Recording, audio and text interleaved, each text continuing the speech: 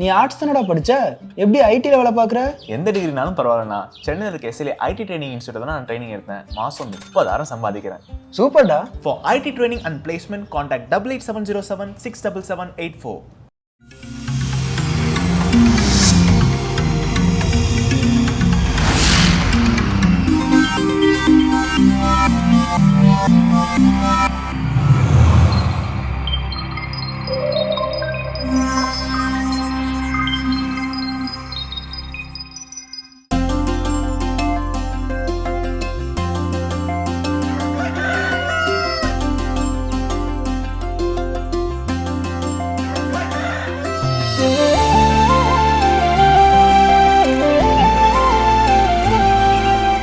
மாதா தொலைக்காட்சியின் அன்பு உள்ளங்கள் அனைவருக்கும் கடவுள் வணக்கம் நிகழ்ச்சியின் அன்பான வணக்கங்கள். வணக்கம் கல்பனா, எப்படி இருக்கிறீங்க? வணக்கம் ஜோ. வணக்கம், நான் நலமா இருக்கேன். நீங்க எப்படி இருக்கீங்க? எல்லா நாள் போலவே இன்றைய நாள் மகிழ்ச்சி, உற்சாகம், சிறப்பான நாள் தொடங்கி இருக்குது. சிறப்பான உங்களுடைய கதையை கேட்க எல்லாரும் ஆவலா இருப்பாங்க. இன்னைக்கு ஒரு நாள் தான் சிறப்பான கதைன்னு அவரே பதிவு பண்ணியிருக்காரு. அதனாலே நான் ஒரு சிறப்பான கதையை சொல்றேன். ஒரு மரத்துக்கு மேல, கிளை மேல பாத்தீங்கன்னா 2 காக்கா உட்காந்துட்டு பேசிட்டு இருக்கு. என்ன அப்படின்னா, கீழே ஒரு பாட்டி வடை சுட்டுட்டு இருக்காங்க. போயிட்டு ரொம்ப பசிக்குதுடா, நம்ம போயிட்டு ஆளுக்கு ஒரு வடையை சாப்பிட்றலாம் அப்படின்னு. சரி ஓகேடா, நீ போய் ஃபர்ஸ்ட் ஒரு வடையை எடுத்துட்டு வா அப்படின்னு சொல்லிட்டு அந்த காக்கா அனுப்பி வைக்குது அவன் நண்பன் கிட்ட. போயிட்டு அது போய் வடை எடுக்கலாம்னு ட்ரை பண்ணுது. அந்த பாட்டி என்ன பண்றாங்க, தட்டி விட்டுறாங்க. போ அப்படின்னு சொல்லிட்டு விரட்டி விடுறாங்க. அது முயற்சி பண்ணிட்டு மறுபடியும் வந்துட்டு என்னால முடியல, நீ போட அப்படின்னு. அடுத்தது இவரு போறாரு, இவரையும் அதே மாதிரி தான் விரட்டி விடுறாங்க. மறுபடியும் சரி இன்னொரு தடவை ட்ரை பண்ணலான்ட்டு இன்னொரு தடவை வராங்க. மாத்தி மாத்தி ஒரு தடவை வராங்க. விரட்டி 3 தடவை அது மாதிரி விரட்டி விட்டுட்டாங்க. ஒரு காக்கா சோர்ந்து போயிட்டே, இதுக்கப்புறம் நண்பா என்னால முடியாதுடா, போடா வடைய வேணும், ஒன்றும் வேணாம், வாட நம்ம வேற எங்கேயாவது போய் உணவு தேட போகலாம் அப்படின்னு சொல்லிட்டு அந்த நண்பன் கிட்ட சொல்லுது. உடனே அந்த நண்பன் ஒரு ஐடியா கொடுக்குற, இப்ப வாடா போகலாம் நம்ம 2 பேரும் ஒன்னா அப்படின்ட்டு. 2 பேரும் ஒன்னா போறாங்க. ஒன்னா போறோம், ஒருத்தர் வலப்பக்கம் ஒருத்தர் இடப்பக்கம் போறாங்க. பாட்டி என்ன பண்றாங்க, வலப்பக்கம் இருக்க காக்கா விரட்டுறப்போ இடப்பக்கம் இருக்க காக்கா போயிருச்சு.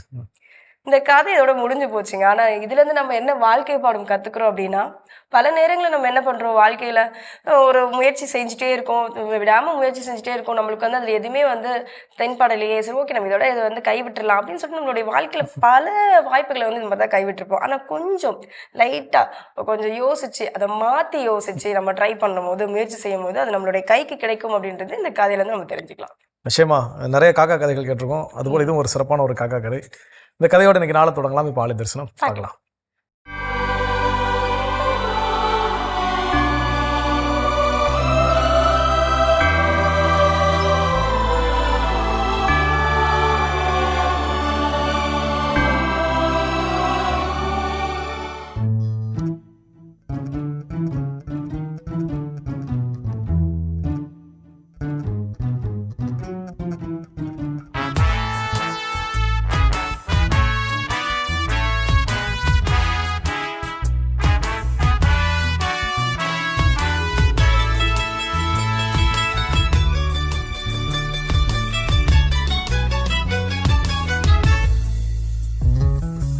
இருதயம், தூய இருதயம், இயேசுவின் தூய இருதயம்.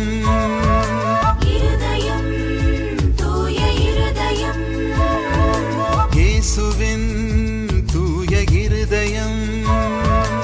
அன்பால் பற்றி எரிந்திடும், அரவணைக்க துடித்திடும், தன்னை வழங்க விரைந்திடும், தரணி முழுதும் நிறைந்திடும் இருதயம், இருதயம், இயேசுவின் தூய இருதயம்.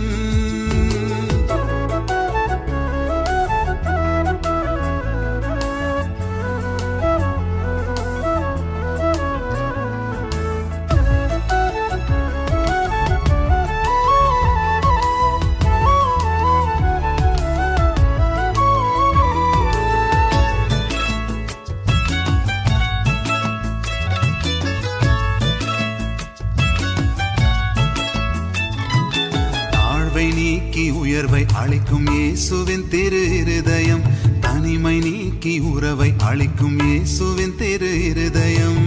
இருதயம், தூய இருதயம், குறைவை நீக்கி நிறைவை அளிக்கும் இயேசுவின் திரு இருதயம், துயரம் நீக்கி மகிழ்வை அளிக்கும் இயேசுவின் திரு இருதயம், மகிமை நிறைந்த இருதயம், ஆட்சி மிக்க இருதயம், இடைவிடாது அன்பு செய்யும் இயேசுவின் திரு இருதயம்.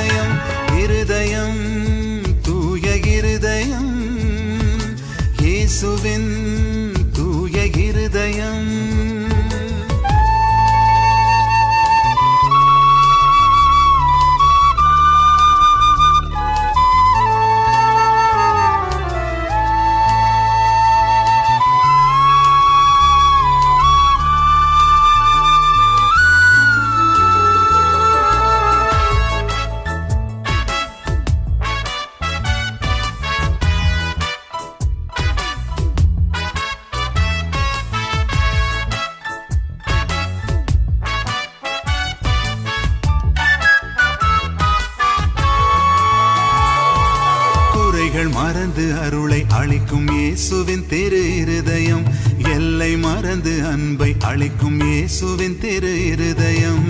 இருதயம் தூய இருதயம், காலம் மறந்து வரங்கள் அளிக்கும் இயேசுவின் திரு இருதயம், பலனை மறந்து பரிவை அளிக்கும் இயேசுவின் திரு இருதயம், என்றும் வாழும் இருதயம், வாழ்வை அளிக்கும் இருதயம், அஞ்சுவோர்க்கு அடைக்கலம் இயேசுவின் திரு இருதயம்.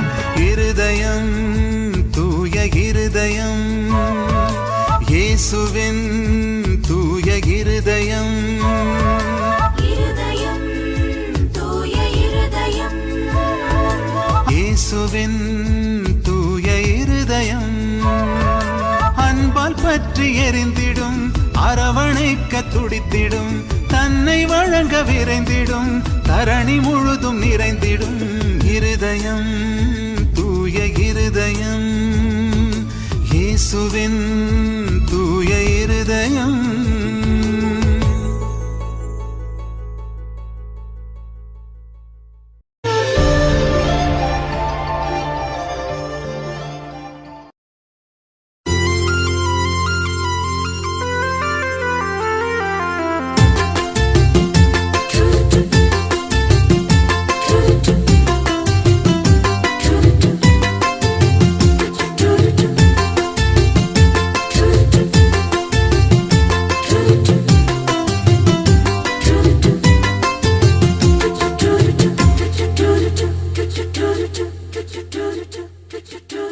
உறவு மலரும் புனித இடம் ஆலயம், ஆலயம் உள்ளம் ஒன்று சேரும் இடம் ஆலயம்.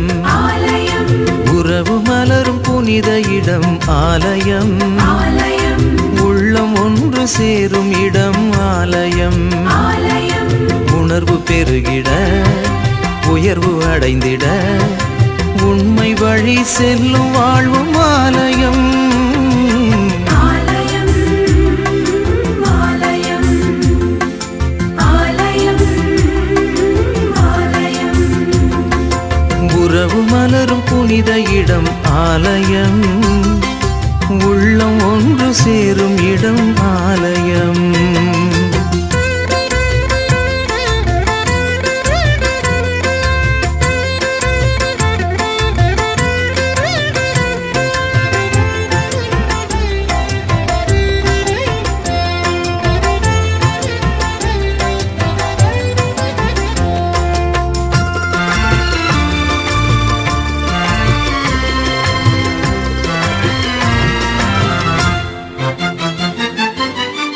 இயற்கை காத்திடும் மாந்தர் வாழிடம் ஆலயம் ஆலயம், பகிர்ந்து வாழ்ந்திடும் உயிர்கள் உறைவிடம் ஆலயம் ஆலயம், மனிதத்தை உயிரென மதித்திடும் உள்ளங்கள், மானுடர் வாழ்வுக்காய் தனை தரும் நெஞ்சங்கள், நம்பிக்கை செய்தி சொல்லும் நண்பர்கள், உண்மைக்காய் உயிரை இழக்கும் ஜீவன்கள், எல்லோரும் இறைவன் உறையும் ஆலயம், எல்லோரும் இறைவன் உறையும் ஆலயம். உறவு மலரும் புனித இடம் ஆலயம், உள்ளம் ஒன்று சேரும் இடம் ஆலயம்.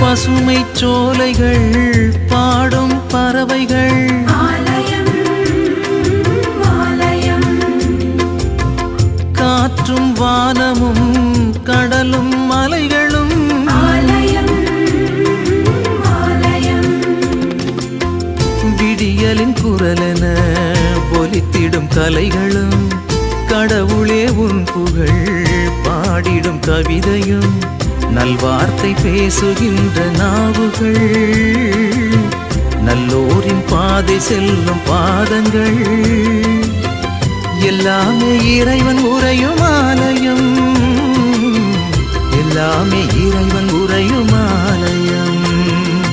உறவு மலரும் புனித இடம் ஆலயம், ஆலயம் உள்ளம் ஒன்று சேரும் இடம் ஆலயம்.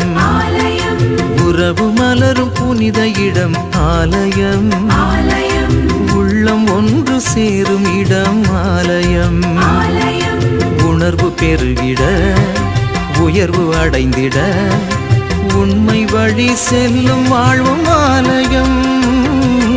ஆலயம் ஆலயம் ஆலயம் ஆலயம் உறவு மலரும் புனித இடம் ஆலயம், ஆலயம் உள்ளம் ஒன்று சேரும் இடம் ஆலயம்.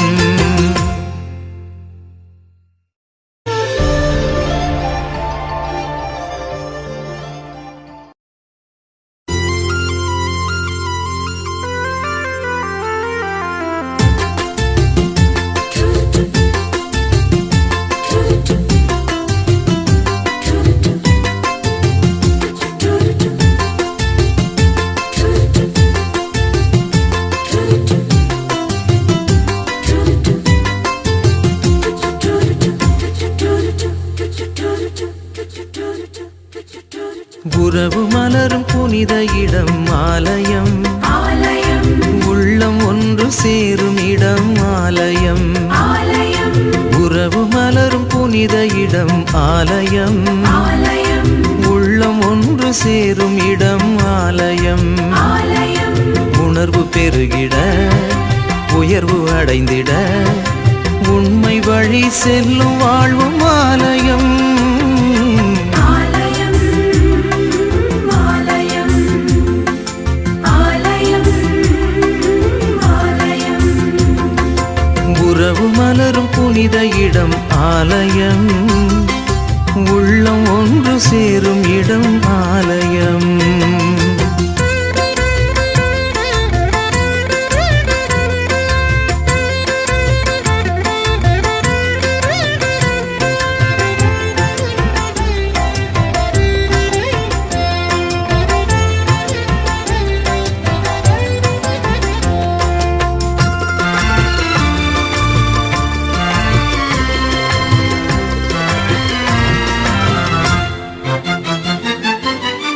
இயற்கை காத்திடும் மாந்தர் வாழிடம் ஆலயம் ஆலயம் பகிர்ந்து வாழ்ந்திடும் உயிர்கள் உறைவிடம் ஆலயம் ஆலயம் மனிதத்தை உயிரென மதித்திடும் உள்ளங்கள் மானுடர் வாழ்வுக்காய் தனை தரும் நெஞ்சங்கள் நம்பிக்கை செய்தி சொல்லும் நண்பர்கள் உண்மைக்காய் உயிரை இழக்கும் ஜீவன்கள் எல்லோரும் இறைவன் உறையும் ஆலயம், எல்லோரும் இறைவன் உறையும் ஆலயம்.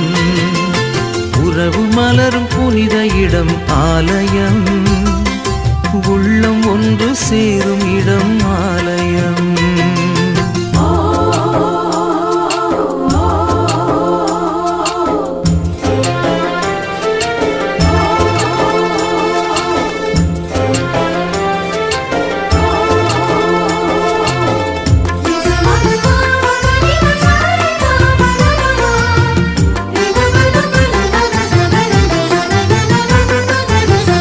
பசுமை சோலைகள் பாடும் பறவைகள் ஆலயம் ஆலயம் காற்றும் வானமும் கடலும் மலைகளும் ஆலயம் ஆலயம் விடியலின் குரலென ஒலித்திடும் கலைகளும் கடவுளே உன் புகழ் பாடிடும் கவிதையும் நல்வார்த்தை பேசுகின்ற நாவுகள் நல்லோரின் பாதை செல்லும் பாதங்கள் எல்லாமே இறைவன் உறையும் ஆலயம், எல்லாமே இறைவன் உறையும் ஆலயம். உறவு மலரும் புனித இடம் ஆலயம் ஆலயம் உள்ளம் ஒன்று சேரும் இடம் ஆலயம் ஆலயம் உறவு மலரும் புனித இடம் ஆலயம் ஆலயம் உள்ளம் ஒன்று சேரும் இடம் ஆலயம் ஆலயம் உணர்வு பெருகிட உயர்வு அடைந்திட உண்மை வழி செல்லும் வாழ்வும் ஆலயம் ஆலயம் ஆலயம் ஆலயம் ஆலயம் உறவு மலரும் புனித இடம் ஆலயம் ஆலயம் உள்ளம் ஒன்று சேரும் இடம் ஆலயம்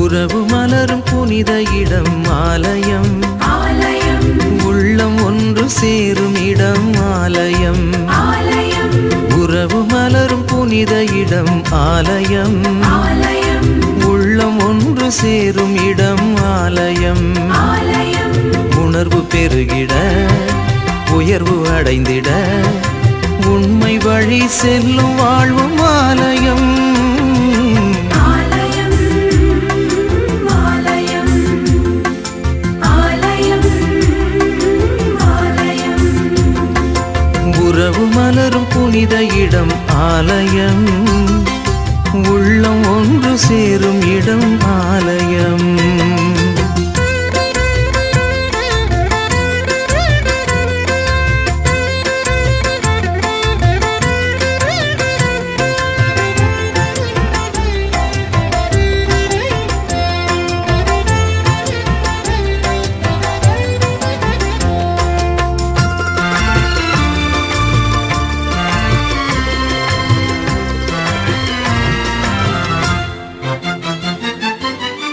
இயற்கை காத்திடும் மாந்தர் வாழிடம் ஆலயம் ஆலயம் பகிர்ந்து வாழ்ந்திடும் உயிர்கள் உறைவிடம் ஆலயம் ஆலயம் மனிதத்தை உயிரென மதித்திடும் உள்ளங்கள் மானுடர் வாழ்வுக்காய் தனை தரும் நெஞ்சங்கள்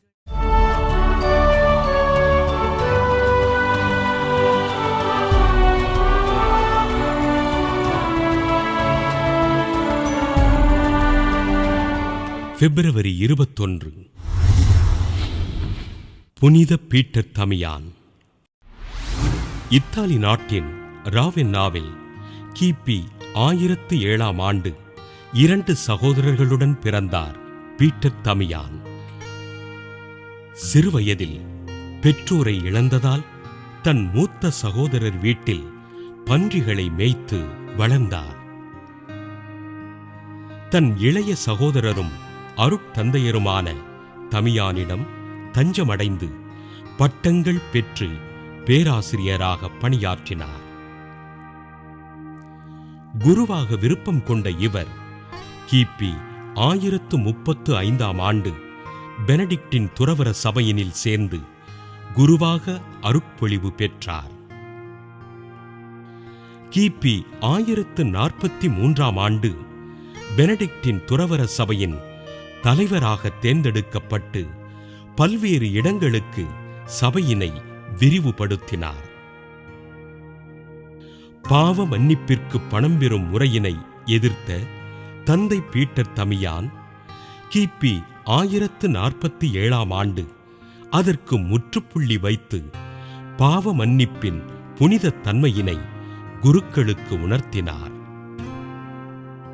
கிபி 1057ஆம் ஆண்டு திருத்தந்தை 9ஆம் ஸ்டீஃபனால் ஆயராகவும் கர்தினாலாகவும் திருநிலைப்படுத்தப்பட்டு இறையரசின் பணிகளை செம்மையோடு செய்தார். கிபி 1072ஆம் ஆண்டு திருத்தந்தை முதலாம் நிக்கோலஸின் தூதராக ராவென்னா செல்லும் வழியில் நோயுற்று பிப்ரவரி 21ஆம் நாள் இறைவனடி சேர்ந்தார். திருத்தந்தை 12ஆம் சிங்கராயர் கிபி 1823ஆம் ஆண்டு ஆயர் பீட்டர் தமியானை புனிதராக உயர்த்தி கிபி 1828ஆம் ஆண்டு திருச்சபையின் மறை வல்லுனராக அறிவித்தார். புனித பீட்டர் தமியானின் திருவிழாவினை கொண்டாடுகிற நாம் பாவ மன்னிப்பின் புனித தன்மையினை உணர்ந்து பாவங்களை அறிக்கையிட்டு பாவத்தில் விழாமல் இருப்பதற்கு ஜெபிப்போம். மிக சிறப்பான இன்றைய புரிதல் பகுதி நம்ம பார்த்துட்டோம் ஜோ. பாராட்டுவதால் நமக்கு கிடைக்கும் நன்மைகள், ஆதாயங்கள் என்னென்ன அப்படின்னு சொல்லிட்டு பார்த்துட்டு இருக்கோம். அடுத்ததாக என்ன? ஸோ அடுத்ததாக கிடைக்கக்கூடிய விஷயம் என்ன அப்படின்னு பார்த்தீங்கன்னா, ஒரு உற்சாகம், உத்வேகமான ஒரு மனநிலை அப்படிங்கிறது. அப்போ இந்த பாராட்டை பிறருக்கு நாம் கொடுக்கின்ற பொழுது, ஏதாவது துவண்டு போய் இருக்கிறவங்க கிட்ட அதான் சொல்லுவாங்க, துவண்டு போய் இருக்கக்கூடிய மனிதருடைய முதுகுக்கு பின்னால் செய்ய வேண்டிய ஒரே வேலை என்ன அப்படின்னா தட்டி கொடுக்குறது. அதுதான் பாராட்டுறது. நிச்சயமா. அப்போ அவங்கள்ட்ட போய் உங்களால் இது முடியும், செய்ய முடியும், நீங்கள் எவ்வளோ பெரிய இதெல்லாம் ஒரு விஷயமா, இதுக்கெல்லாம் போய் நீங்கள் சோர்ந்து உட்காரலாமா அப்படின்னு சொல்லக்கூடிய அந்த ஆறுதல் அளிக்கக்கூடிய வார்த்தைகள், அந்த பாராட்டுதலான வார்த்தைகள் என்ன பண்ணும் அப்படின்னா இன்னும் உற்சாகத்தோடு அவங்க என்ன பண்ண வைக்கும், செயல்பட வைக்கும். சில அதாவது இந்த வேலை வாங்கக்கூடிய திறன் அப்படின்னு சொல்லுவாங்க, பிறரை வேலை வாங்கக்கூடிய திறன், அட்மினிஸ்ட்ரேட்டிவ் ஸ்கில்லுக்குள்ளே என்ன பண்ண வரும். அது எல்லாருக்குமே என்ன பண்ணுறது கிடையாது, அமைவது கிடையாது. ஒரு சிலர்லாம் பார்த்தீங்கன்னா அவங்க வேலை சொன்னாங்கன்னா நமக்கு நோ சொல்லவே மனசு வராது. எவ்வளோ பெரிய வேலையாக இருந்தாலும் சரி, இல்லை நம்ம எவ்வளோ டைட்டான ஒர்க்கில் இருந்தாலும் சரி, அவங்க கேட்டாங்கன்னா என்ன பண்ணுவோம், நம்ம உடனே செஞ்சு கொடுப்போம். ஏன்னா அவங்க கேட்கக்கூடிய விதம் அப்படிப்பட்டதாக இருக்கும். அதுதான் இந்த பாராட்டக்கூடிய விதம். அப்போ அந்த விஷயத்தை என்ன பண்ணுவாங்கன்னா, பாராட்டுதலோடு ஒரு சில விஷயத்தை ஒரு நபர், அதாவது இது சில பேர் இதில் ரெண்டு விஷயம் இருக்குது. வேலை ஆகணும்னு காரியத்திற்காக அந்த வேலை தேவைப்படும் போது மட்டும் வந்து பாராட்டி பேசக்கூடிய ஒரு சில நபர் இருப்பாங்க. அப்போ அவங்ககிட்ட நம்ம உஷாராக இருக்கணும். ஏன்னா அது நமக்கு தெரியும். ஏன்னா அவங்க எப்போதுமே தெரிஞ்சிடும், எப்போதுமே அவர்கள் பாராட்ட மாட்டார்கள். ஏதாவது வேலை ஆகணும்னா பாராட்டுவாங்க. என்றைக்குமே ஃபோன் பண்ணியிருக்க மாட்டாங்க. அவங்க ஃபோன் பண்ணாலே ஏதாவது ஒரு வேலைக்கு இருக்கிறதுக்கு தான் என்ன பண்ணுவாங்க, ஃபோன் பண்ணுவாங்க. அந்த ஃபோன் பண்ணி எடுத்து பேசிட்டு ஒரு நண்பர் ஒருத்தர் சொல்லுவார், ஃபோன் பண்ணியாச்சு, எடுத்த உடனே வேலை சொன்னால் நீ கோச்சுக்கோ, அதனால முதல்ல நீ எப்படி இருக்க, வீட்டில் எப்படி இருக்கிறாங்க, எல்லா கதையும் பேசிட்டு அதுக்கப்புறம் தான் என்ன பண்ணுவாங்க, வேலையை சொல்ல வருவாங்க. ஸோ இப்போ இதெல்லாம் என்னென்னா நமக்கு தெரியும், இது எப்போதுமே அவங்க பாராட்டி இருக்க மாட்டாங்க. சிலர் எப்போதுமே நம்ம வேலை செஞ்சாலும் சரி, செய்யலைனாலும் சரி, நாம் செய்யக்கூடிய ஒவ்வொரு விஷயத்தையும் கரெக்டாக குறிப்பிட்டு என்ன பண்ணுவாங்க, பாராட்டிக்கிட்டே இருப்பாங்க. அப்போ அத்தகைய மனிதர்கள் ஏதாவது ஒரு சில விஷயங்கள் சொல்கிறப்ப நம்ம என்ன பண்ண முடியாது, நோ அப்படின்னு சொல்ல முடியாது. ஏன்னா அவர்கள் கொடுக்கக்கூடிய அந்த உற்சாகம் ஊட்டக்கூடிய வார்த்தைகள் நமக்குள்ள போய் நமக்கு அந்த உற்சாகத்தையும் உத்வேகத்தையும் கொடுத்து என்ன வேலை செய்ய வைக்கணும்னு நினைக்கிறோமோ அதை என்ன பண்ணுவோம், செய்ய வைக்கும். ஸோ அப்போ நம்ம ஒருத்தர்கிட்ட வேலை வாங்கணும் அப்படின்னா என்னைக்கோ போய் பாராட்டினா பத்தாது. அவர்களை ஒவ்வொரு நாளும் பாராட்டி கொண்டே இருக்கின்ற பொழுது அவர்கிட்ட என்ன வேலை சொன்னாலும் அவங்களால ஈஸியாக என்ன பண்ண முடியும், செய்ய முடியும். இந்த மாதிரி இன்னும் பவர் ஆஃப் அப்ரிசியேஷன் நிறைய இருக்கு சொல்றதுக்கு. நம்ம இன்னும் தொடர்ந்து பேசலாம். இப்ப அடுத்த பகுதி பார்க்கலாம்.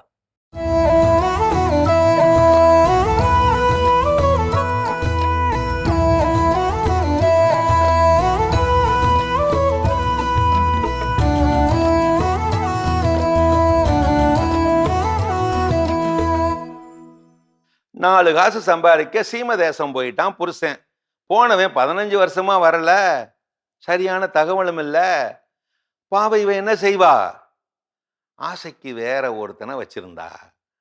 இனி எங்க புருஷன் வரப்போறான் அப்படின்னு நினைச்சுக்கிட்டு தெரிஞ்சப்போ திடுதுப்புன்னு வந்து நிக்கிறான் புருஷன். இவளுக்கு சந்தோஷம் தாங்க முடியல. புருஷனை ஆசையா வரவேத்தா, ஆனந்த கண்ணீர் வெடிச்சு அழுதா.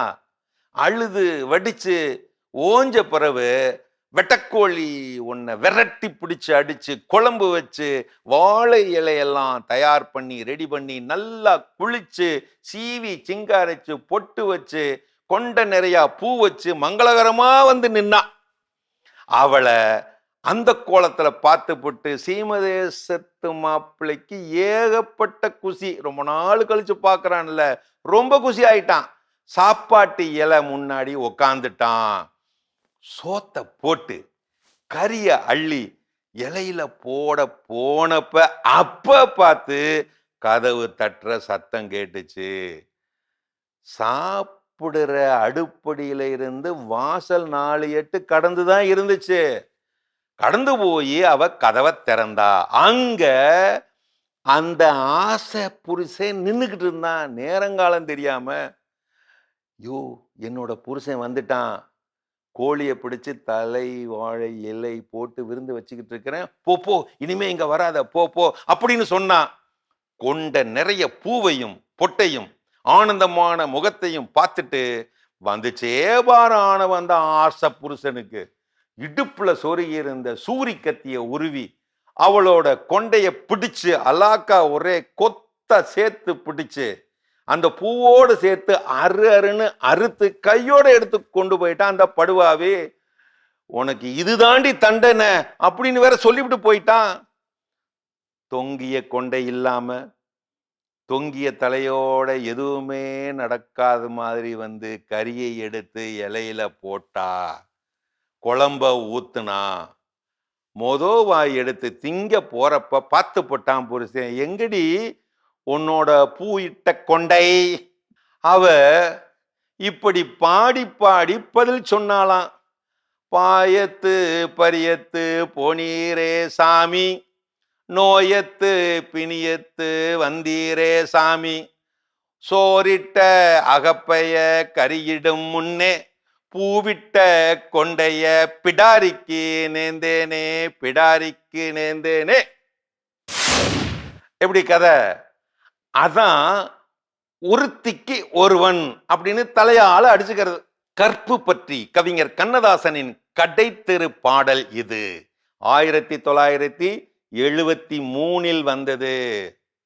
கற்பாம் மானமாம் கண்ணகியாம் சீதையாம் கடைத்தெருவில் விற்குதடா ஐயோ பாவம், காசிருந்தால் வாங்கலாம் ஐயோ பாவம்.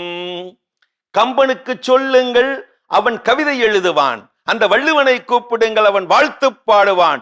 அவள் பெயரோ அருந்ததி 50 ரூபாய், இவள் பெயரோ அகலிகை 20 ரூபாய். பத்தினிகள் பெயரை வைத்து பரத்தையரை வளர்த்துவிடும் பாவிகள் பூமி, கற்பை பாருங்கள் சாமி. எப்படி பாட்டு? தொடர்ந்து கேளுங்க. மனமறிந்து தவறு செய்வோர் மாளிகையில் இல்லையோ, புது மலர்களுக்கு ஆள் அனுப்பும் மன்னவர்கள் இல்லையோ, வண்டு வந்து தேன் குடித்தால் மலருக்குத்தான் தண்டனை, வழிக்கு விழும் பெண்களுக்கு சட்டத்திலும் வஞ்சனை, கற்பாம் மானமாம் கண்ணகியாம் சீதையாம். எப்படி கண்ணதாசன்? கற்பக கணவனின் மிருகத்தனமான செயலை பொறுத்து கொள்ள வேண்டும் என்கின்ற அவசியமில்லை என்று ஆற்றுப்படுத்துகிறார் பெரியார். இப்படி ஒரு ஹைக்கூ. யாரோ ஒருவருடைய கற்புத்தன்மையை நிரூபித்திட தன் கற்பை இழந்து திக்குளிக்கிறது கற்பூரம். அருமையான கதைகள் 1000 பகுதி பார்த்துட்டோம். இன்னைக்கான கதையும் சிந்தனையும் கேட்டாச்சு. அதோட நாம இன்னைக்கு பேசிட்டு இருக்கிறோம் கடவுள் வணக்கம் நிகழ்ச்சியில பிறரை பாராட்டுவதால் பிறருக்கு கிடைக்கக்கூடிய நன்மைகள் என்னென்ன அதை தான் பேசிட்டு இருக்கோம். அதில் அடுத்தது என்ன சொல்றாங்க? எப்படி நம்ம வந்து ஒரு பாராட்டும் பொழுது நம்மளுடைய உள்ளம் மேம்படுகிறதோ, நம்மளுக்கு அது எப்படி உற்சாகத்தை தருகிறதோ, அதே மாதிரி தான் நம்ம ஃபேமிலிக்குள்ளேயும் ஆகும், நம்மளுடைய உறவுகளும் மேம்படும். அது ஒருவருக்கு ஒருவர் பாராட்டும் பொழுது அந்த பாராட்டத்தினால் வரும் அந்த உற்சாகம் ஆகட்டும், அந்த மகிழ்ச்சி ஆகட்டும், அங்க உள்ள அந்த ரிலேஷன்ஷிப் இருக்குல்ல, அது வந்து ஒரு நல்ல ஒரு பாண்டிங்ல இருக்கும், அது நல்லா பில்ட் ஆகும். ஸோ அப்படிப்பட்ட அந்த ஒரு பாராட்டுதலை ஏன் நம்ம வந்து செய்யக்கூடாது? புதிய உறவுகளின் தொடக்கம் எதுவாக இருக்கும்னு பார்த்தீங்கன்னா இந்த பாராட்டுதலாகத்தான் இருக்கும். அதுதான் புள்ளி. இப்போ நம்முடைய நண்பர்கள் எல்லாரையும் பார்க்கலாம், எப்போ வெரி ஃபர்ஸ்ட் அவங்க மீட் பண்ணோம், எப்போ நம்ம வந்து ரொம்ப க்ளோஸ் ஆனோம் அப்படின்னு பார்த்தீங்கன்னா அதில் ஏதோ ஒரு இடத்துல அந்த பாராட்டு என்ன பண்ணிருக்கோம், கண்டிப்பாக சம்மந்தப்பட்டிருக்கும். சூப்பராக செஞ்சவர், ரொம்ப செமையா டான்ஸ் ஆனா, உனக்கு இவ்வளோ பெரிய டேலண்ட் இருக்கா அப்படின்னு சொல்லக்கூடிய ஏதோ ஒரு சில பாராட்டுதலான வார்த்தைகள், அந்த பாராட்டு அதுதான் என்ன பண்ணால் அந்த கனெக்ஷன் என்ன பண்ணும், கிரியேட் பண்ணும். ஸோ இப்போ அது நம்முடைய உறவுகளுக்கு இடையில் நல்ல ஒரு புது அர்த்தத்தையும் புது பிணைப்பையும் என்ன பண்ணும் அப்படின்னா ஏற்படுத்தும். அது ரொம்ப வலிமையான பிணைப்பாகவும் இருக்கும். ஸோ அப்போ அதற்காக பாராட்ட கற்றுக்கொள்வோம். இன்னும் வேற என்ன விஷயம் இருக்குங்கிறத தொடர்ந்து பேசுவோம். அது கூட ஒரு சின்ன பிரேக் போயிட்டு வரோம்.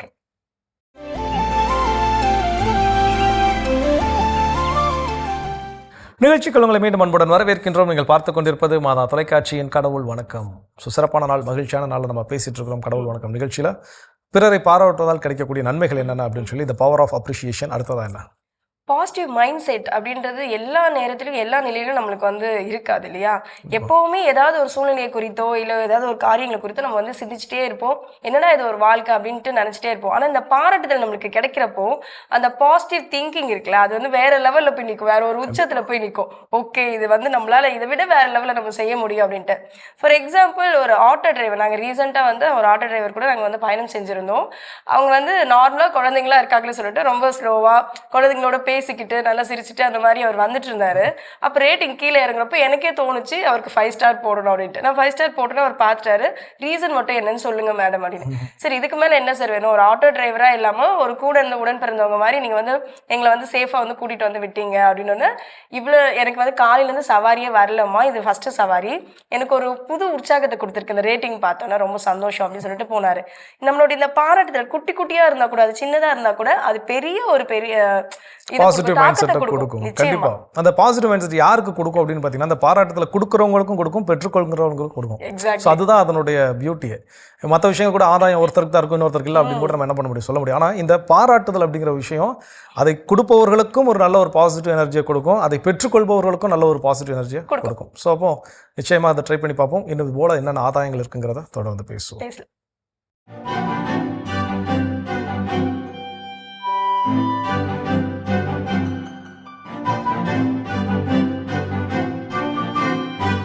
அன்பிற்கினிய மாதா தொலைக்காட்சி சுவைஞர்களே, தமிழினிய நெஞ்சங்களே, வணக்கம்.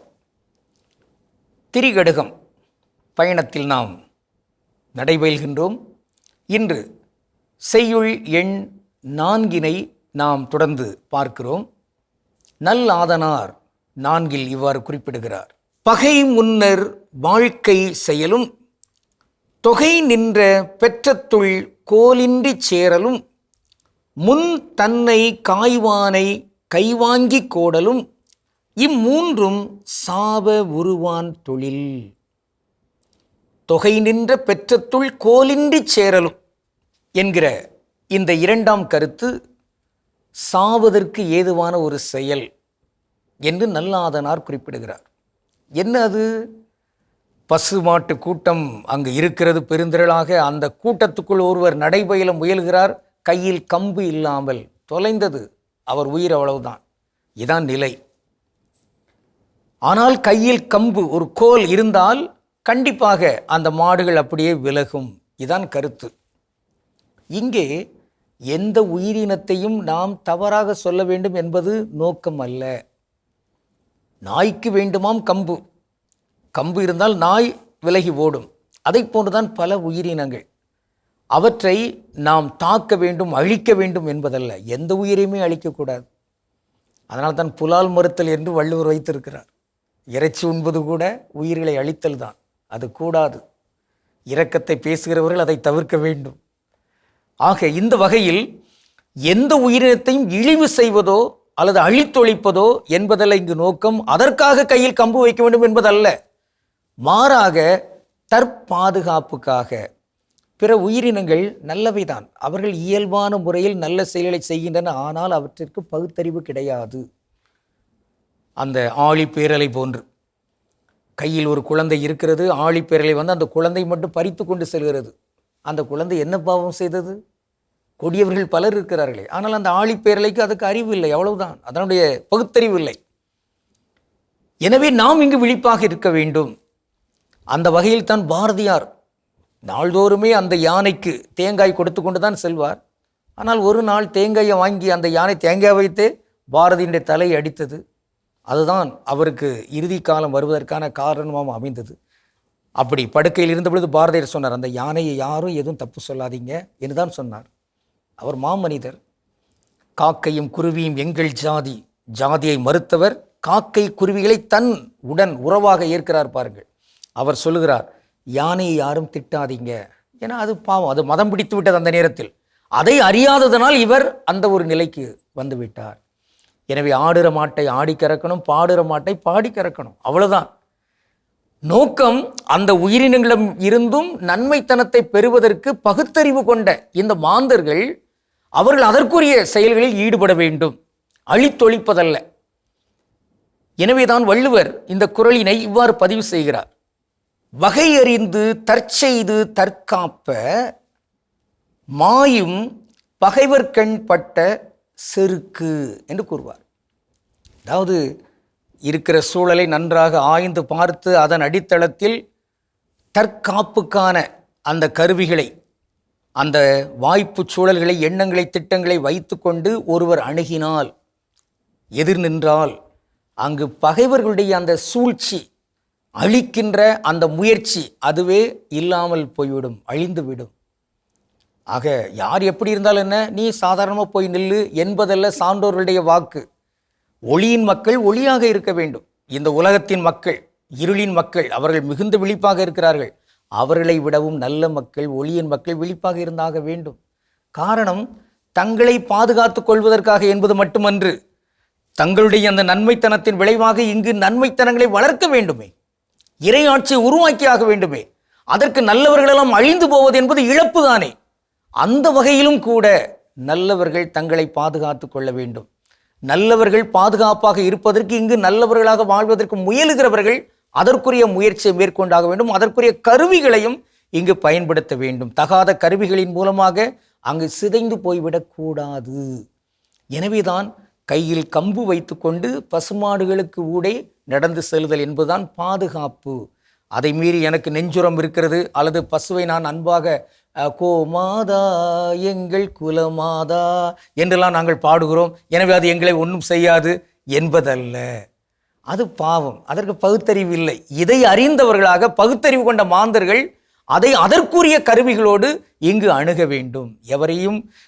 எவருக்கும் தீங்கு செய்து அழிப்பதற்கல்ல, தங்களை பாதுகாத்து கொண்டு அறத்தினை இறையாட்சியை பாதுகாத்து கொண்டு அதன் மூலமாக இந்த உலகத்தை செம்மையான ஒரு மண்ணாக, ஒரு விண்ணகமாக உருவாக்குவதற்கு முயல வேண்டும். இத்தகைய உறுதிப்பாடுகளோடு இன்று நாம் பார்க்கின்ற ஒரு சிறப்பு சொல் கரம். கரம் தமிழா? இல்லை, கரா என்பதான் சமஸ்கிருத சொல். தமிழில் கை, அவ்வளவுதான். நம் கைகள், நம் கரங்கள் என்று சொல்ல தேவையில்லை, கைகள், கை. நாம் கடவுளுக்கு திருவிழமானால் மீண்டும் நாளை திரிகடகத்தில் இணைந்து மகிழ்வோம். நன்றி, வணக்கம். சிறப்பான பகுதி திரிகடகம் நம்ம பார்த்துட்டோம். இன்றைய நாள் பாராட்டுவதால் நமக்கு கிடைக்கும் ஏராளமான நன்மைகள் ஆகட்டும், ஆதாயங்கள் ஆகட்டும், அதெல்லாம் என்னென்ன, அடுத்ததா என்ன? ஸோ அடுத்ததாக கிடைக்கக்கூடிய நன்மை என்ன அப்படின்னு பார்த்தீங்கன்னா, வளர்ச்சி அப்படிங்கிறது கிடைக்கும். வாழ்க்கையில் தனிப்பட்ட வளர்ச்சி, ஆளுமை வளர்ச்சி எல்லாமே என்னன்னா அந்த பாராட்டுதலை கொடுப்பதனால் கிடைக்கும்.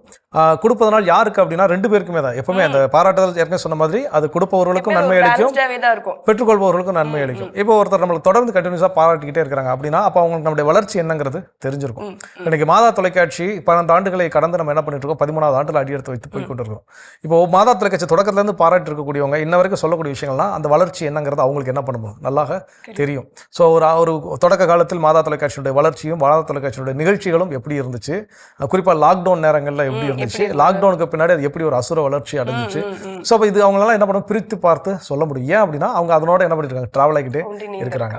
ஸோ அப்போ இதுதான் நமக்கு பிறருடைய வளர்ச்சி என்ன அப்படின்னு நம்ம கண்களை காண்பதற்கு அவர்களை நம்ம பாராட்டி கொண்டே இருந்தோம் அப்படின்னா அவருடைய நேற்றைய நிலை என்ன, இன்றைய நிலை என்ன, நாளைய நிலை எந்த அளவுக்கு உயரப்போகிறது எல்லாமே ஒருத்தரால வளர்ச்சி அந்த கிராஃப் தெள்ள தெளிவா தெரிய ஆரம்பிச்சிடும். கண்டிப்பா ஜோ, நாம் இன்னும் தொடர்ந்து பேசுவோம். பார்த்த பகுதி பார்க்கலாம்.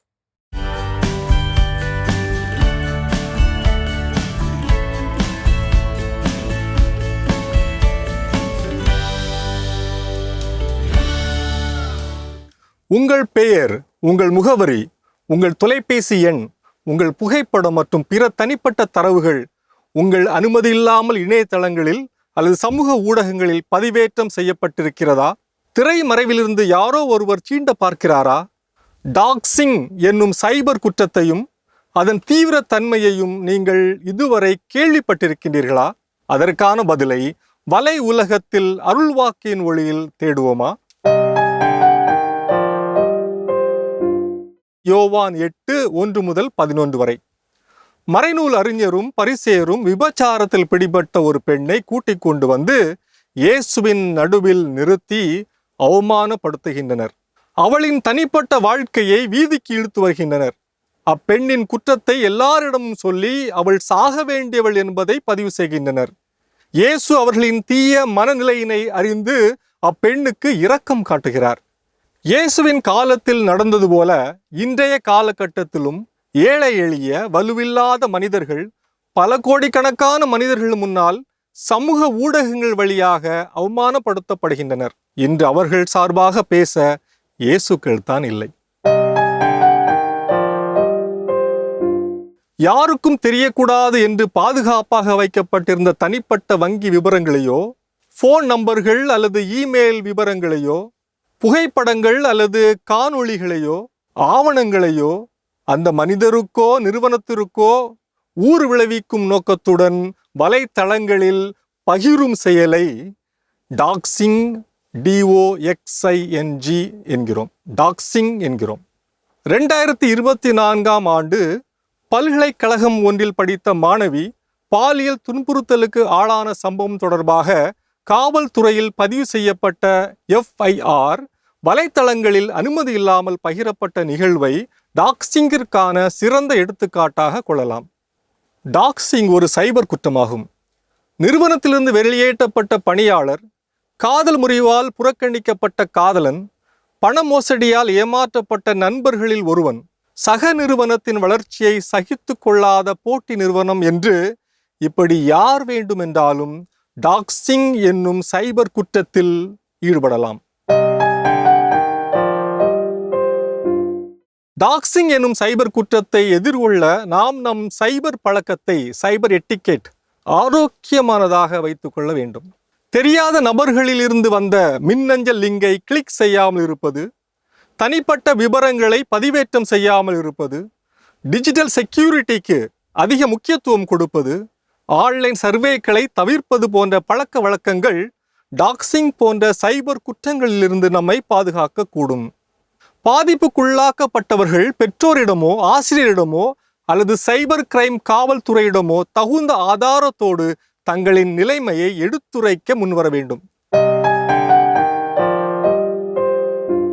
ஒருவருடைய பெயரை அல்லது ஒரு நிறுவனத்தின் பெயரை கெடுக்க வேண்டும் என்னும் எதிர்பார்ப்போடு சைபர் குற்றவாளிகள் இணையதளங்களையும் சமூக ஊடகங்களையும் பயன்படுத்துகின்றனர். நீதி நியாயம் என்ற பெயரில் ஒருவரின் தனிப்பட்ட தரவுகளை பகிர வேண்டாம். கருத்து சுதந்திரம் என்ற பெயரில் பிறரின் தாண்மையை உடைக்க வேண்டாம். மனித மாண்பை காக்கும் பொறுப்பு சட்டத்திற்கு மட்டுமல்ல, ஒவ்வொரு தனி மனிதருக்கும் உண்டு. கல்லெறியும் கூட்டத்தை இயேசு தடுத்து நிறுத்தியது போல சமூக ஊடகம் வழியாக கல்லெறியும் கூட்டத்தையும் தடுத்து நிறுத்துவது காலத்தின் கட்டாயம். இது வலையுலகம் 360 டிகிரி டிஜிட்டல் உலகிற்கான உங்கள் அகராதி. அருமையான வலையுலகம் 360 டிகிரி பார்த்தாச்சு. அதோட இன்னைக்கு நம்ம பேசிட்டு இருக்கிறோம் கடவுள் வணக்கம் நிகழ்ச்சியில் பிறரை பாராட்டுவதால் கிடைக்கக்கூடிய நன்மைகள். அடுத்ததா என்ன? நம்மை இந்த உலகத்தை ஒரு மதிப்புள்ளவர்களாக அப்படின்ற நம்மளாலேயே காண முடியும். இந்த பாராட்டுதல் நம்மளை வாங்கினாலும் சரி, அதை பெற்றுக்கொண்டாலும் சரி, அதை கொடுக்குறவங்களும் சரி. ஸோ இப்படி அந்த ஒரு வேல்யூபிள் அந்த மதிப்பை நம்மளால உணர முடியும். ஓகே, இந்த உலகத்தில் நம்மளும் இருக்கோம், ஒரு வேல்யூபிள் ஒரு பர்சனா அப்படின்னு சொல்லிட்டு. அந்த சக்தி அதுக்கு மட்டும்தான் இருக்கு, அந்த அப்ரிசியேஷனுக்கு மட்டும்தான் இருக்கு. கண்டிப்பாக எல்லோருமே அங்கீகரிக்கப்பட வேண்டியவர்கள். அப்போ அந்த அங்கீகாரத்தை கொடுக்கக்கூடியது எது அப்படின்னா இந்த பாராட்டு. அப்போ அந்த அங்கீகாரத்தை கொடுக்கின்ற பொழுது ஒவ்வொரு மனிதனுக்குள்ளும் இந்த உலகத்தில் நானும் வாழ தகுதியுள்ளவன், எனக்கும் ஒருத்தர் இருக்குது, என்னையும் நேசிக்கக்கூடிய மனிதர்கள் இருக்கிறாங்க, என்னையும் விரும்பக்கூடிய மனிதர்கள் இருக்கிறாங்க, என்னையும் பாராட்டக்கூடிய மனிதர்கள் இருக்கிறாங்க. இந்த தாட் ஒருத்தருக்குள்ள நம்ம கொடுக்கணும். அப்போ கொடுக்குறப்ப அவங்க ஃபீல் எந்த அளவுக்கு சந்தோஷப்படுறாங்களோ அவங்களுடைய பார்வையில் நாம் அவங்கள பார்க்கறத காட்டிலும் அவங்க 10 மடங்கு நம்மளை என்ன பண்ணுவாங்க, பெரிய ஆளாக பார்ப்பாங்க. ஸோ இப்போ அதற்காகவாது பாராட்டுதலை கொடுக்க கற்றுக்கொள்ளும். இன்னும் வேற என்ன விஷயம் இருக்குங்கிறத தொடர்ந்து பேசலாம்.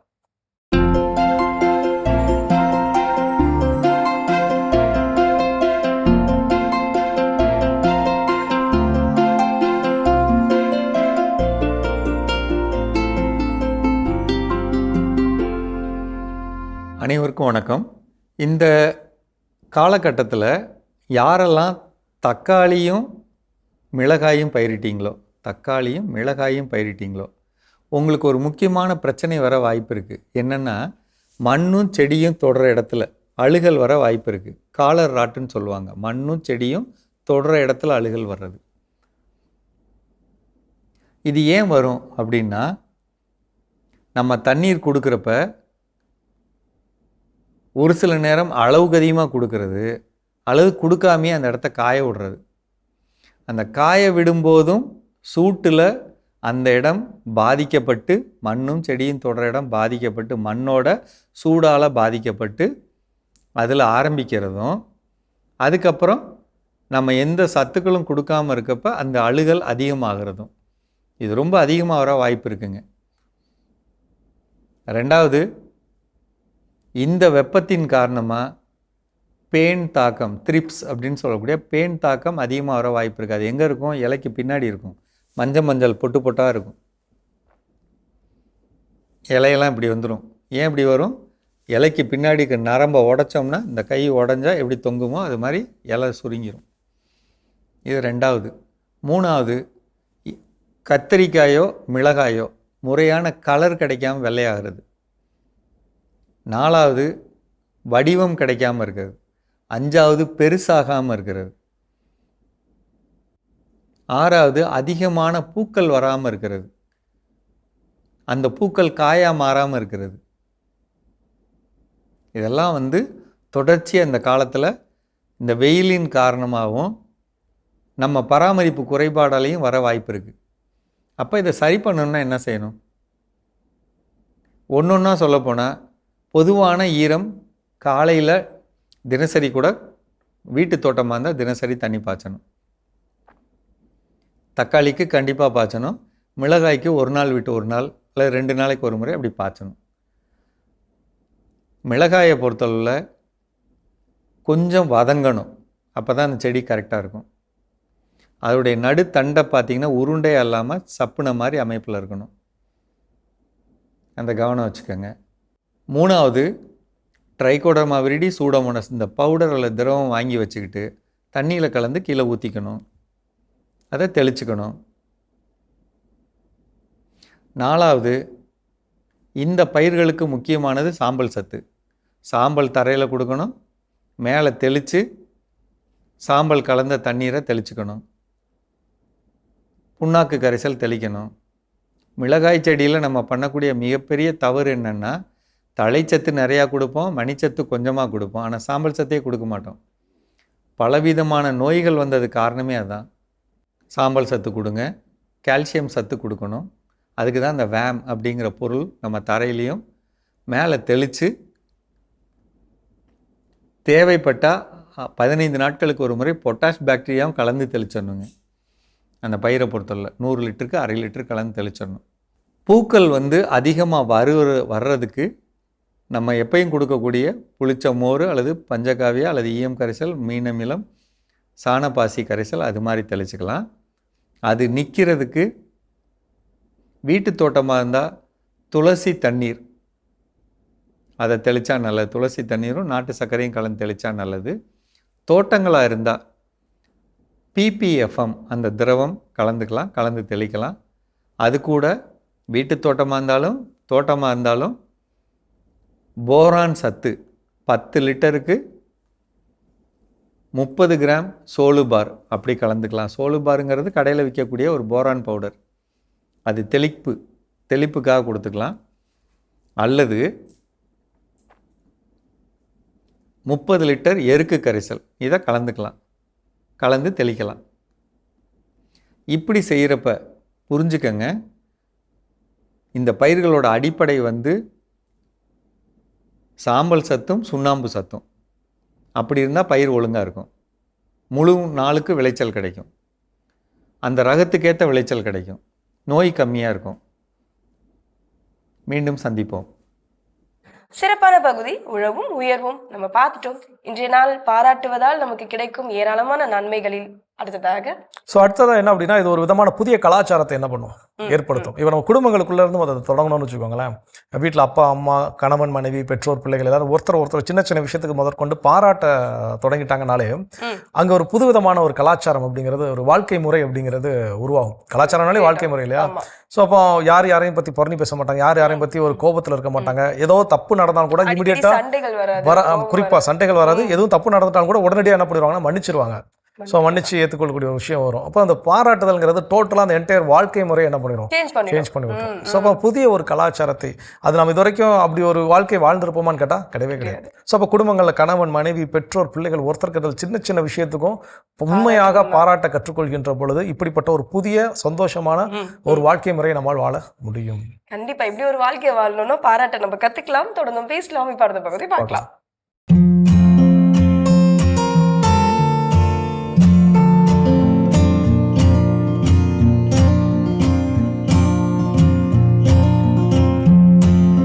அன்பான மாதா தொலைக்காட்சி நேயர்களுக்கு வணக்கம். இன்றைய நிகழ்ச்சியில் நம்ம பார்க்க போகிறது, இப்போ பெண்களுக்கு வந்து irregular period, obesity, PCOD, fibroid uterus இது போல உபாதைகளால் ரொம்ப கஷ்டப்படுறாங்க. ஹார்மோனல் இம்பேலன்ஸ் இருக்கு, தைராய்டு இருக்கு, ஒவ்வொருத்தருக்கு எல்லாமே இருக்கு. சிலருக்கு ஒரு பிரச்சனைகள் இருக்கு. இதற்கெல்லாம் முக்கிய காரணம் அவசரம், ஆத்திரம், கோபம், டென்ஷன், நம்ம வாழ்க்கையில உடற்பயிற்சி இன்மை, மனநிலை பாதிப்பு, அதாவது சரியான உணவு எடுக்கிறது இல்லை, கிடைக்கிற உணவுகளை சாப்பிட்றது இல்லை, பிடித்த உணவுகளை சாப்பிட்றது, உடம்புக்கு ஏற்ற உணவுகளை ஃபாலோ பண்ணுறது இல்லை. அது இப்போ நம்ம டேஸ் ரொம்ப ஃபாஸ்ட் ஃபுட், ஜங்க் ஃபுட் இதெல்லாம் அதிகமாக இருக்கு. இதில் நம்ம கவனம் செலுத்தி முன்னெச்சரிக்கையாக கடைபிடிக்க வேண்டும். ஏன்னா ஒரு பெண் அப்படின்னா அவ பருவத்துக்கு வந்து திருமணம் ஆகி குழந்தை பேர் பெற்று அதுக்கப்புறமும் அவங்க நல்லா இருக்கணும். அது வரைக்கும் அவங்க ஹெல்த்துக்கு வந்து எந்த உபாதைகளும் இல்லாமல் பாதுகாத்தா மாத்திரம்தான் இதெல்லாம் கரெக்டா நடக்கும். ஆரம்பத்திலேயே ஹெல்த்ல சில பிரச்சனைகள் இருந்தால் அவங்களுக்கு லைஃப் லாங் அதை வந்து சரியா கவனிக்கலைன்னா ரொம்ப பிரச்சனைகள் அதிகம். இது உங்களுக்கு தெரியும். இப்போ சாதாரணமா ஒரு பெண் இருக்கா, அவளுக்கு வந்து தைராய்டு இருக்குன்னு வச்சுக்கோங்க. நம்ம வந்து செக் பண்ணணும், தைராய்டு ப்ரொஃபைல் பார்த்துட்டு அப்போ T3, T4, TSH இந்த டெஸ்ட்லாம் பார்த்துட்டு எல்லாம் நார்மலா இருக்கா, இல்லை அதிகமா இருக்கா, இல்லை குறைவா இருக்கா. அப்போ குறைவா இருந்தாலும் பிரச்சனை, அதிகமா இருந்தாலும் பிரச்சனை. Hypo thyroidism, hyper thyroidism. அப்போ இது வந்து நீங்க மருத்துவரை அணுகி இதுக்குண்டான முறையான சிகிச்சை எடுக்க வேண்டும். ஜென்ரலா ஒரு பேஷண்ட் வராங்க வச்சுக்கோங்க, அவங்கள பார்த்த மாத்திரத்திலேயே எங்களுக்கு சில டவுட் வந்துடும். அது எப்படி அப்படின்னா அவங்க உடல் வாக்கு, அவங்கள பார்த்த மாத்திரத்திலேயே கண்டுபிடிக்கலாம். அவங்களோட கண் எப்படி இருக்கு, அப்புறம் உடம்பு எப்படி இருக்கு, ஸ்கின் எப்படி இருக்கு, மென்மையா இருக்கா, பெண் தன்மையா இருக்கா, இல்ல ரஃப்பா இருக்கா, தேவையற்ற இடங்களில் முடி வளர்தல், நாக்கு தடிச்சு காணப்படும், இது போல சில அறிகுறிகள் எங்களுக்கு பார்த்த மாத்திரத்திலேயே தெரியும்.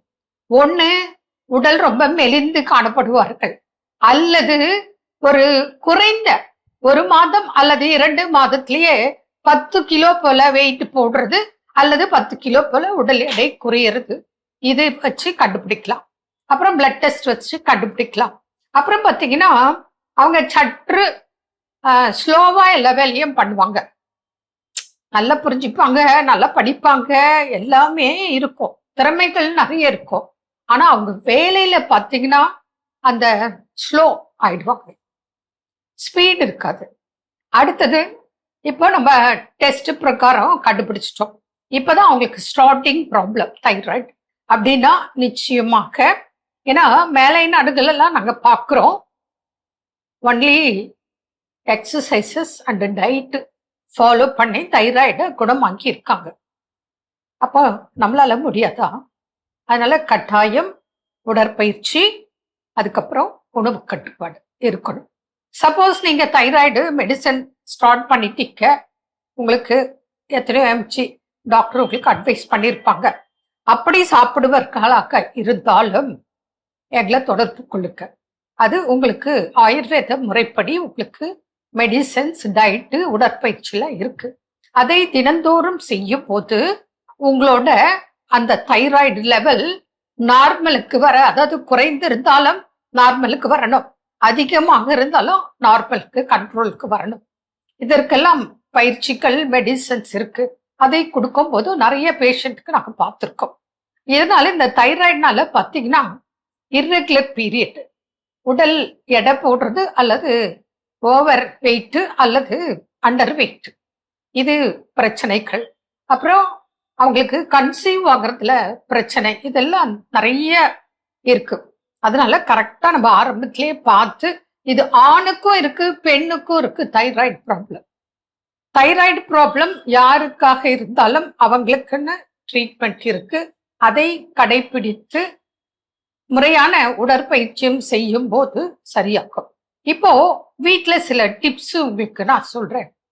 யாருக்கு தைராய்டு இருந்தாலும் நீங்க என்ன பண்ணுங்க, இந்த கொத்தமல்லி விதை இருக்குல்ல, கொரியாண்டர் சீடு, நல்லா 3 டேபிள் ஸ்பூன் எடுத்துக்கோங்க. கொஞ்சம் கூட இருந்தாலும் தப்பு இல்லை, எடுத்துட்டு நல்ல ஒரு பெரிய டம்ளர்ல, அது கிட்டத்தட்ட 150 ml தண்ணி கூட இருக்கலாம், அதுல போட்டு பாயில் பண்ணுங்க.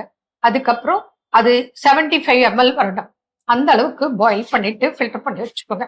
அந்த தண்ணியை காலையில ஃபர்ஸ்ட் குடிச்சிடுங்க. அதுக்கப்புறம் உங்களுக்கு உடற்பயிற்சி இருக்கு, அது கரெக்டா செய்யணும். டயட் இருக்கு, அது உங்களுக்கு தைராய்டு வந்து குறைஞ்சிருக்கா கூடியிருக்கா அதை பொறுத்து டயட் உங்களுக்கு லிஸ்ட் கொடுத்துருவோம்.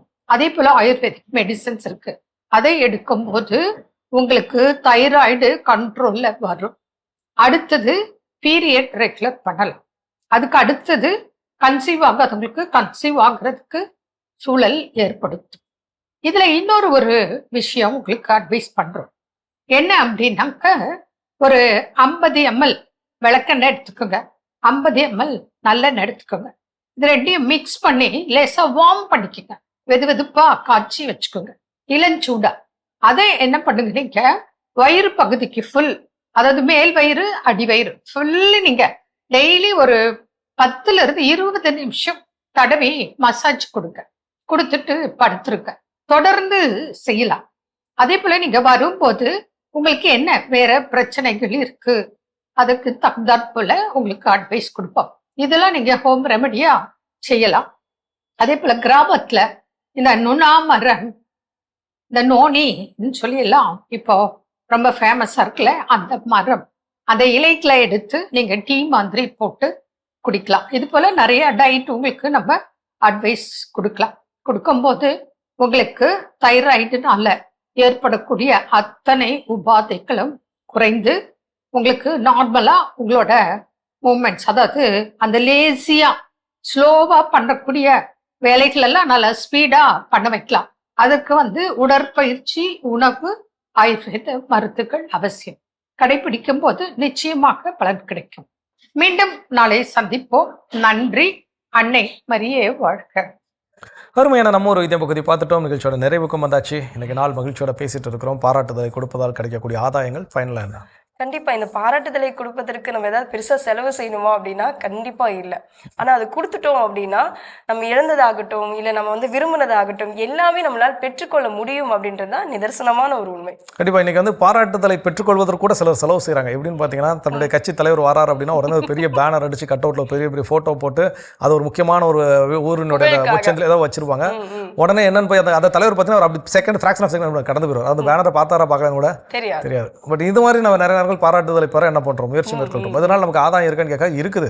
ஆனா அது உடனடியாக கிடைக்குமான்னு கேட்டால் நம்ம செலவு பண்ணி வர்றது. இது மகிழ்ச்சியை கொடுக்குமான்னு கேட்டால் நிச்சயமாக கிடையாது. ஒருவேளை அந்த தலைவர் அவர் கண்டுக்கவே இல்லை, அவருக்கு இன்னொருத்தருக்கு வாய்ப்பு கொடுத்தாருன்னா இந்த நபருக்கு என்ன மிகப்பெரிய ஏமாற்றமாய் போயிடும். ஆனால் உண்மையாக மனம் திறந்து ஒருவரை ஒருவர் பாராட்ட கற்றுக்கொள்வதற்கு, பாராட்டுவதற்கு பொருள் செலவு செய்யணுமா, பணம் செலவு செய்யணுமா, தேவையில்லை.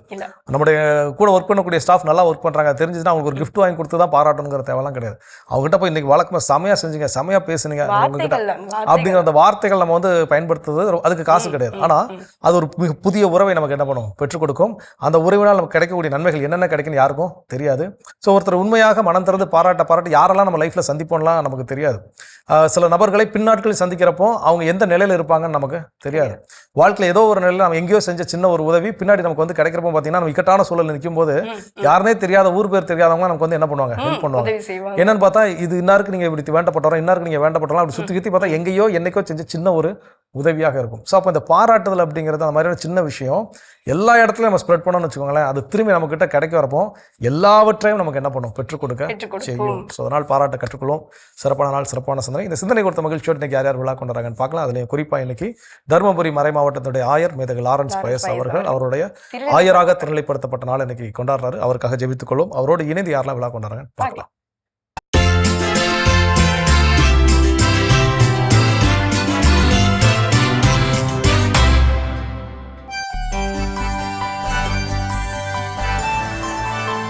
திருத்தூதர்களின் வழித்தோன்றலாய் அருட்பொழிவு செய்யப்பட்ட தருமபுரி மறை மாவட்டத்தின் ஆயராக பணிபுரியும் மேதகு லாரன்ஸ் பயஸ் அவர்கள் ஆயராய் திருநிலைப்படுத்தப்பட்ட நாள் இன்று. ஆயர் அவர்களின் இறையாட்சி பணி மேலும் சிறக்க மாதா தொலைக்காட்சியின் வாழ்த்துக்களும் ஜெபங்களும்.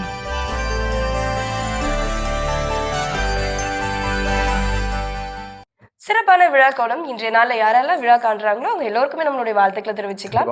அது மட்டும் இல்லாம அவங்களுக்கான சிறப்பான இறையாசிர் காத்துட்டு இருக்க பார்க்கலாம்.